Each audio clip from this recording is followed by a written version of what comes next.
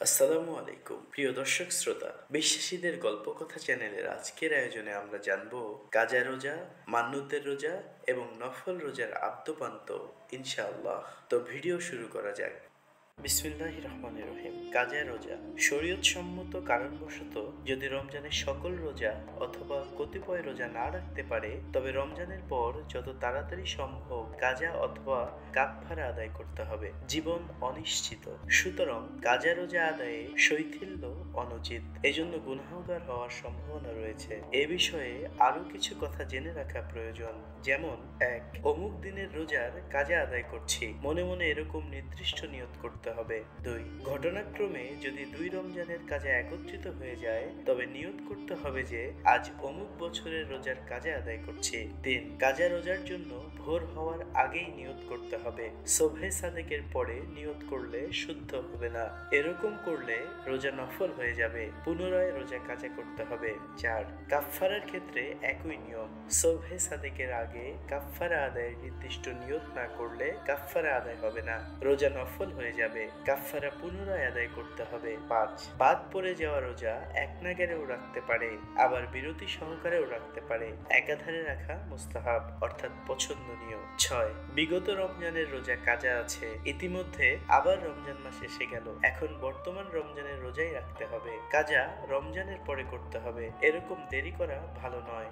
৭. রমজান শরীফে দিনের বেলায় যদি কেউ অজ্ঞান হয়ে পড়ে এবং কয়েকদিন ধরে অজ্ঞানই থাকে, তবে প্রথম রোজার নিয়ত থাকার কারণে তার প্রথম রোজাটি হয়ে যাবে, পরের গুলো হবে না, কারণ পরের গুলোর নিয়ত পাওয়া যায়নি। সুতরাং পরের দিনগুলোতে পানাহার না হওয়া সত্ত্বেও নিয়ত না থাকার কারণে পরের রোজাগুলো হবে না, সেগুলোর কাজে আদায় করতে হবে।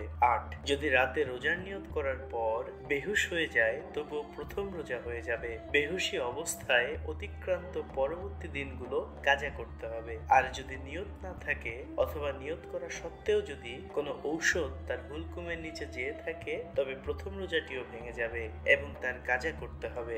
৯. যদি কেউ সমস্ত রমজান মাস ধরে অজ্ঞান অবস্থায় থাকে, তবে সুস্থ হবার পর সমস্ত রোজারই কাজা আদায় করতে হবে। এরকম মনে করবে না যে অজ্ঞান থাকার কারণে রোজা একেবারে মাফ হয়ে গিয়েছে। অবশ্য যদি কেউ সমস্ত রমজান মাস ব্যাপী পাগল থাকে, কিছুতেই সুস্থ না হয়, তবে তাকে কাজা করতে হবে না, কিন্তু রমজানের মধ্যে যখনই ভালো হয় তখন থেকেই রোজা রাখতে হবে। ১০. যার উপর রমজানের রোজা বাকি থাকে তার নফল রোজা রাখা মাকরুহ নয়। মান্নুতের রোজা, মান্নত পূর্ণ করা ওয়াজিব। যদি কেউ নামাজ, রোজা, সদকা ইত্যাদি কোনো ইবাদতের মান্নত করে, তবে তা পূরণ না করলে গুনাহগার হবে। বিষয়টি পরিষ্কারভাবে জেনে নেওয়া প্রয়োজন। যেমন ১. মান্নত ২ প্রকার। প্রথম প্রকার দিন তারিখ নির্দিষ্ট করে মান্নত করা, দ্বিতীয় প্রকার দিন তারিখ উল্লেখ না করে মান্নত করা। এই ২ প্রকারের প্রতিটির আবার ২ রকম অবস্থা আছে। একরকম হচ্ছে শর্তযুক্ত মান্নত, যেমন কেউ বলল আমার অমুক কাজ সিদ্ধ হলে আমি একদিন বা অনেক দিন রোজা রাখবো, অথবা ৫০০ টাকা আল্লাহর রাস্তায় দান করব।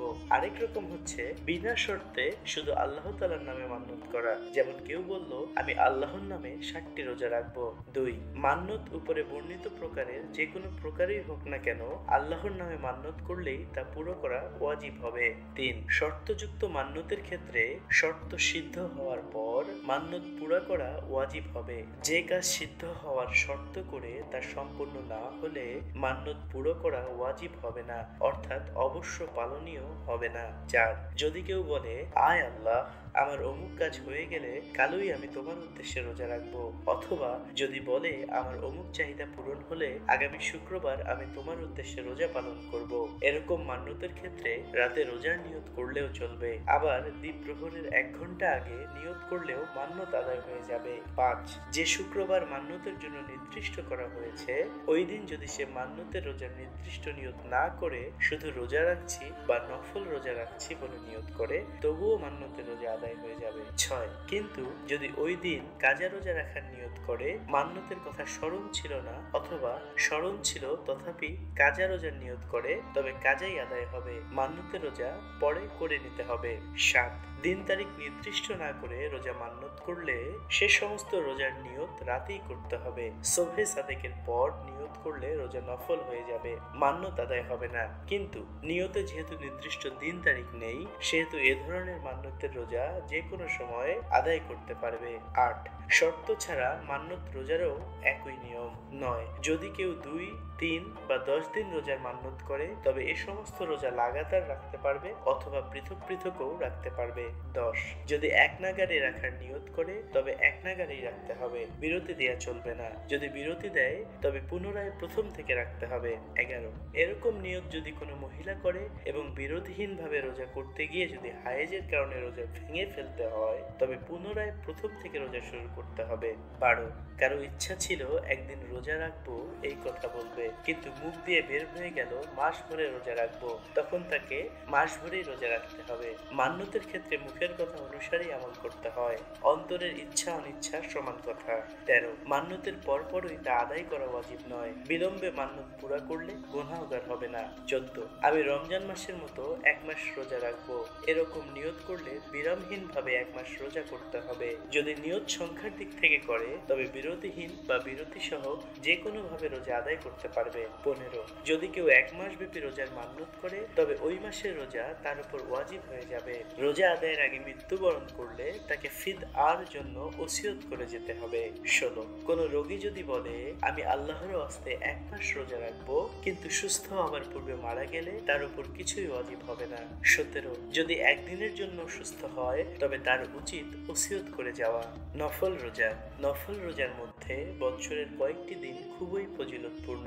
সেগুলো হচ্ছে: ১. মুহররম মাসের ১০ তারিখে আশুরা রোজা। যদি কেউ মুহররম মাসের ১০ তারিখে রোজা রাখে তবে তার বিগত এক বছরের সগীরা গুনাহ মাফ হয়ে যাবে, কিন্তু শুধু ১০ তারিখ রোজা রাখা মাকরুহ অর্থাৎ অপছন্দনীয়। তাই ১০ তারিখের সঙ্গে ৯ তারিখে অথবা ১১ তারিখে রোজা রাখতে হবে।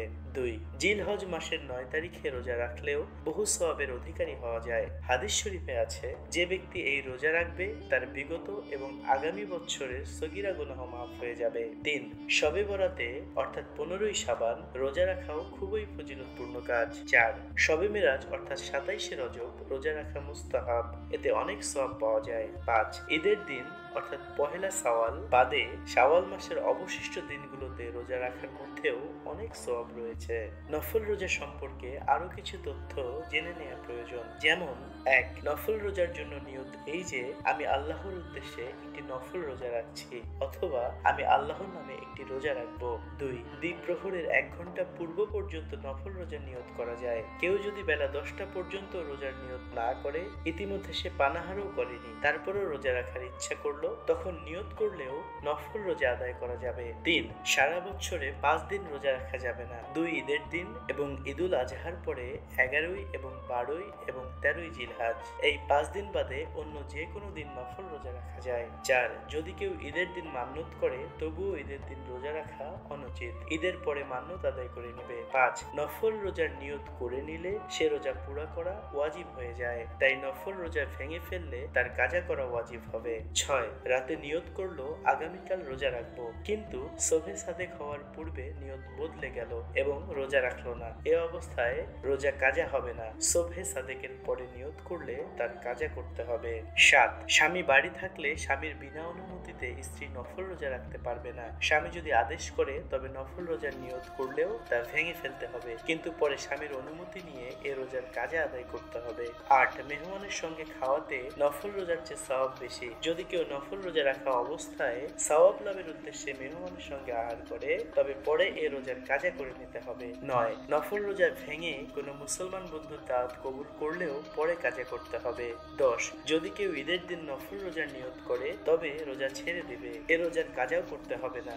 তো প্রিয় দর্শক, এই ছিল আমাদের আজকের আয়োজন। মহান আল্লাহ তাআলা নগণ্যতম এই খাদেমের দিনী খেদমতটুকু কবুল করুন এবং এই চ্যানেলের কার্যক্রম ভালো লাগলে দয়া করে লাইক, কমেন্ট ও সাবস্ক্রাইব করে পাশে থাকবেন। ধন্যবাদ।